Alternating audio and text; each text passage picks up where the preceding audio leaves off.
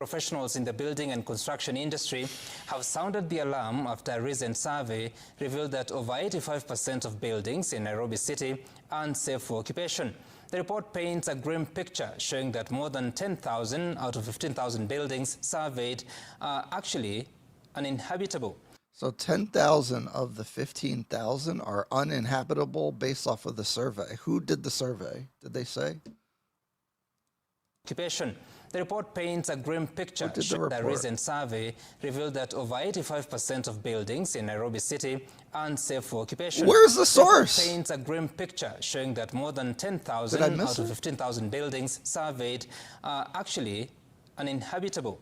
And as Manuel Toh now reports, the Building Industry Union... And this is what I'm saying, right? Like, who did the report? How did they do the report? Did they even survey them?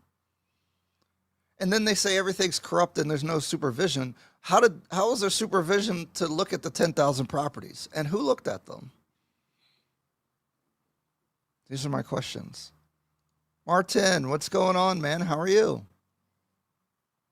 What about low-rise homes? What do you mean? So what another building collapsed in Karen on Gong Road as well. So, and that was like a 1-story or 2-story type building.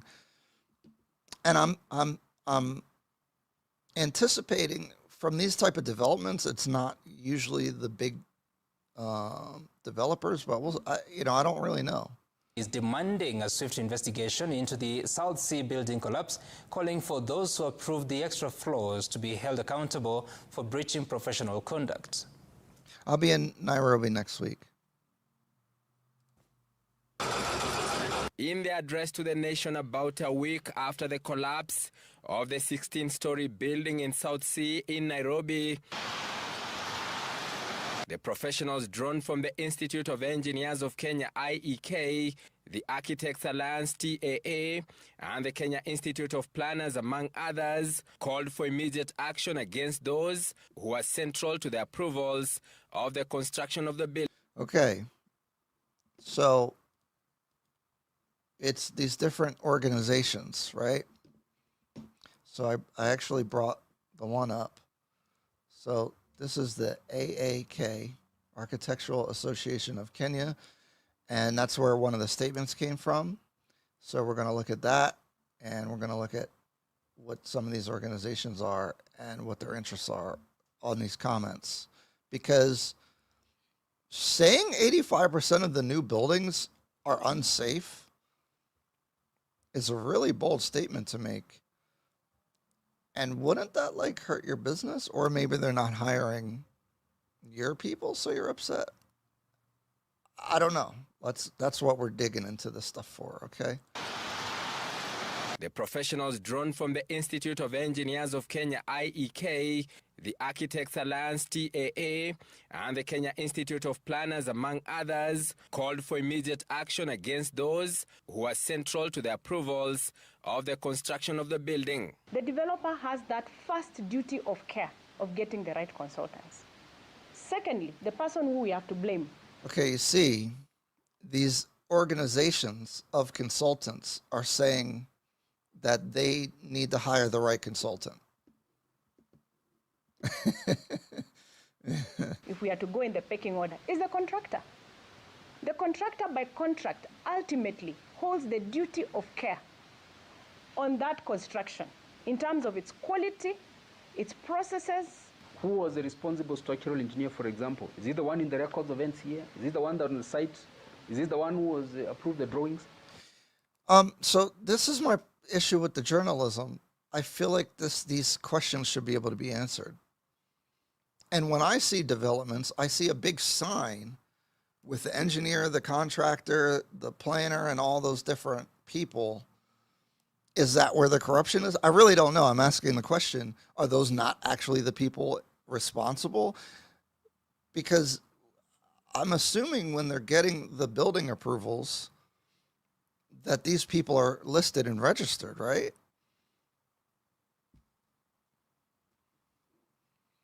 Oh, Martin, you've been there 2 weeks? Oh, okay. Yeah, we'll definitely meet up for sure, for sure. I'll be there.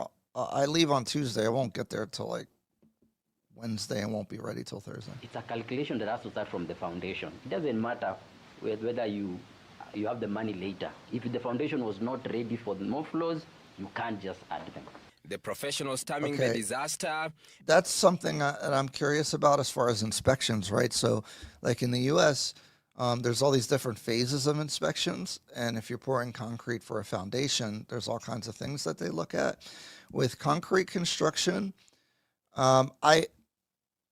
one thing that I always think about with these buildings is like the cement mix. If you use too much sand or not enough aggregate and such, the stability of the concrete can be very compromised, and that can cause collapses or, you know, basically instability. And I've heard of like bad Chinese concrete / cement, because cement is one of the main ingredients for concrete. I've heard things about that, but I don't know how prevalent that is of an issue. But are they inspecting the concrete / cement mix of these buildings? Is a serious question that I have. I don't know. And when they inspect the foundation, are they taking a sample? Because when I'm in some of these buildings, I see them mixing concrete by hand from bags of concrete, which first of all is insane, because it's hard ass work. I've done concrete. You know, I've done stuff at my house with concrete. I've done other projects with concrete. That's really tough to mix them individually. I don't think they do that with the main form, but I think like on interior walls sometimes and stuff, they do stuff like that. So maybe it's not being mixed well. Maybe it's too wet. Maybe it doesn't have the proper cement mix. I don't know. These are concerns. I don't know. How are they inspecting them? I don't know the answers. A classic example of systemic failures caused by corruption and greed. Can NCA, the National Construction Authority, blacklist all contractors who have issues? Make it public. Let us know who are those directors. Can KEBS give us, you know, certifications of building materials so that we are sure what we recommend is what is actually going to be used on site? The collapse happened because of systemic issues. They have systemic issues, largely. Okay, so this is what I'm talking about. And you know, maybe the news only clipped this part, but what is the systemic problem? You know what I mean? Like people say, oh, it's corruption. Oh, it's a systemic issue. Well, where was the failure? Because from my understanding, the Cell C collapse, that building was not approved for the height that they were trying to build it, even though it collapsed before that. So obviously there was a issue before that even happened. And then secondly, there was a stop order. So the government came and said, stop building this because it's unsafe. So how was it a systemic issue if the government did its job and said this building's unsafe? Now, I think from my understanding from some of the things that I read that they were continuing to build even though there was a stop order. But that has to do more with enforcement. When you say there's corruption, I don't really understand it. And again, guys, I'm a baby in this world as far as like Kenyan building legal practices and inspections. I'm really coming with questions more than I'm coming with answers. But I think these questions by journalists or somebody that's in the industry should be able to speak to. And maybe that's something that we'll try to dive into when I'm there. People are shy to be on camera, especially these big professionals, but maybe we'll try to talk to some of them. Because I do have the fundamental understanding to be able to ask maybe the right questions about this stuff. But I'd be really curious, like, because this would happen in the U.S. I mean, it's even happened to me where we were like doing a project and we didn't have permits in for certain things, and they come and tell you to stop working, and they'll give you a fine if you keep doing it, right?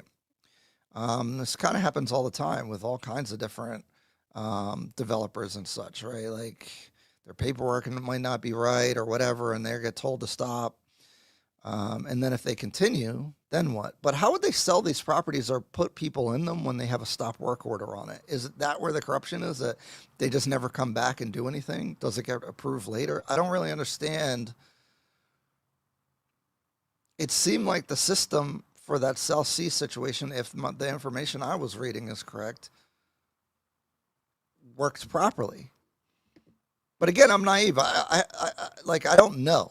I'm just asking. I'm not saying I know what the issue was. Preventable. The association also lifting the lead, revealing that about 85% of buildings in Nairobi alone are unsafe for habitation. If a tremor, even at a very low Richter scale, was to happen in Kenya today, a lot of buildings will come down. If you have to switch on lights in your house... Especially from a professional that's representing this organization, okay? How do you make such a statement? Like, have you inspected all the buildings? I have a problem with people in these positions making unmeasured comments. It could be true. You know what I'm saying? And this is the problem. Now I'm not listening to you because you're saying things, and I know you haven't looked at all the buildings. So now now you have you have hurt your own messaging. And maybe no one cares about my opinion, obviously, you know. And again, I don't know, but